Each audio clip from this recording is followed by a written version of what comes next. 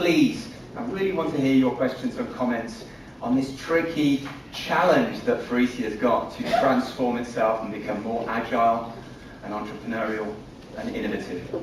But it's early, right? It's still pretty early. You guys really should be just staring at a cup of coffee, not listening to me right now. So I thought we'd start quite sort of gently with a story. Any guess who these guys are? Anyone guess? My sons, thank you very much. They do look a bit like me, don't they? And I'm almost certain they're my sons. They definitely live with me.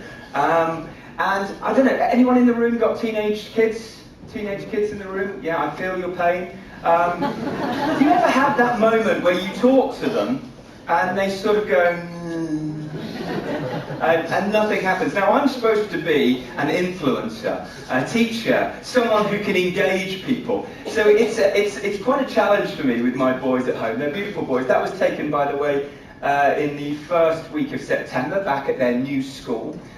So I had a challenge with these lads. They're doing very well, but they both study Spanish at school.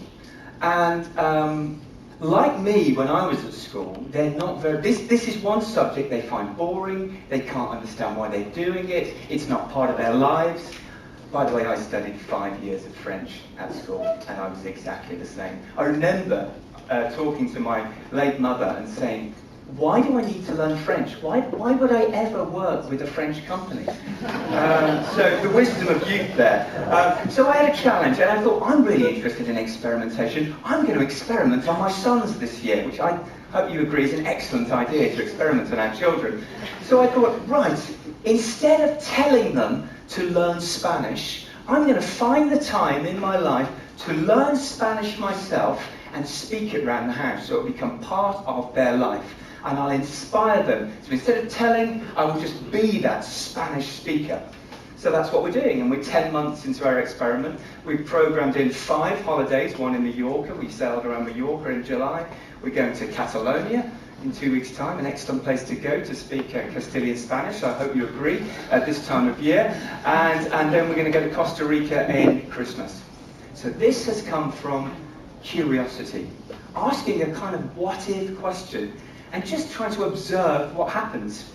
I can fill you in on how that experiment's worked out for me as we go through, if you're still interested. So, I spend my life, I'm very lucky, working with organisations, essentially trying to address this question. What are the capabilities you need to survive and thrive in a VUCA world? In this mad, crazy environment we're in, where change is accelerating beyond what we can keep up with.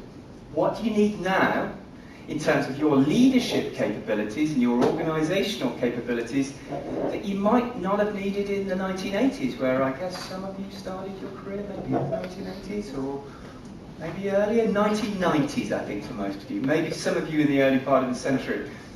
Because make no mistake, the capabilities required for organisations to succeed in this world is changing fast.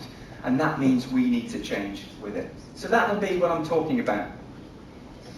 There's some news for this. And it's got kind of good news and bad news in it. But in a world that's changing fast, our relationship with hierarchy and the wonderful comics that run your business, I see Jean-Pierre down the front, and everybody else. The truth is, and I'm sure because I've talked to many of them, they are not sure where the automotive industry is going. And they are not sure where Faurecia sits in that ecosystem, that developing ecosystem.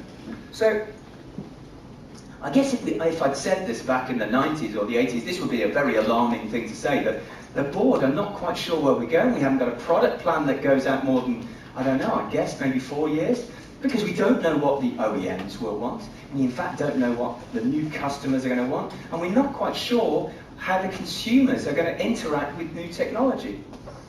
So that's the challenge we all face. How do you work in a world where you're not quite sure how it's going to work out? And your board, and the people who are, I work with the people just sort of reporting into the board, they're not sure either.